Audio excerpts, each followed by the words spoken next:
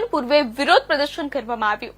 શહેરના કોલેજ ચોક સહિતના અનેક વિસ્તારોમાં લોકો હાથમાં બેનરો, કાળા વાવટા લઈને ધારાસભ્ય ગીતાબા અને ગણેશના સમર્થનમાં વિરોધ કર્યો તથા લોકોએ અલ્પેશ કથિરિયા હાય હાયના નારા લગાવ્યા હતા।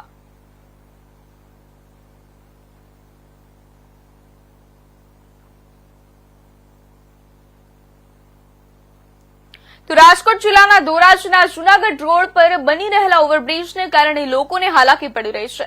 તો રાજ્ય જૂનાગઢ રોડને રેલવે ફાટક મુક્ત બનાવવા માટે બનાવવામાં આવી રહ્યો છે ઓવરબ્રિજ।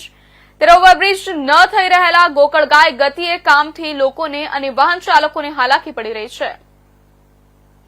બેન વકાસિયા છે, અમે જૂનાગઢ રોડ ઉપર રહી છે। ઓવરબ્રિજનું કામ કર્યું છે પણ સારું કર્યું નથી, પણ ધૂળ ને એટલી બધી ઉડે છે કે અમને શરદી, ઉધરસ, તાવ ને શ્વાસમાં બહુ તકલીફ પડે છે।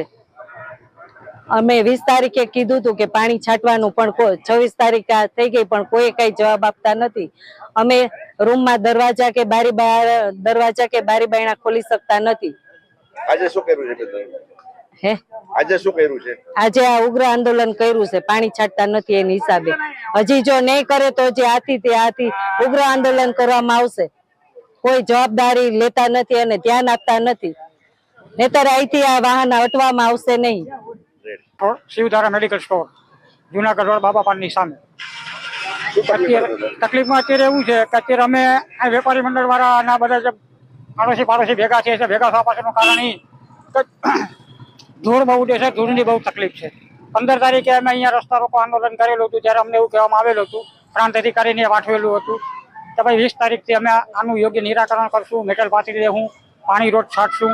આજ 26 તારીખનો સમય થઈ ગયો છતાં પણ હજી અહીંયા કાંઈ કોઈ પણ જાતની વ્યવસ્થા કરી નથી। ધૂળો અત્યારે એટલી ઉડે છે કે નથી તો અમે વેપાર કરી શકતા, નથી દુકાનો ખોલી શકતા વ્યવસ્થિત। ઘરની અંદર મેં બધે અત્યારે તમે ઘર જુઓ તો અત્યારે બધે પડદા મારેલા છે। આને લઈને અત્યારે શ્વાસની માણસોને તકલીફ થઈ ગઈ છે, શરદી ઉધરસું થઈ ગયા છે। આ સમસ્યા અત્યારે આનું યોગ્ય અને વહેલી તકે આ કામ પૂરું થાય અને અત્યારે વૈકલ્પિક રસ્તાનો નીકળે એ અમારી માગણી।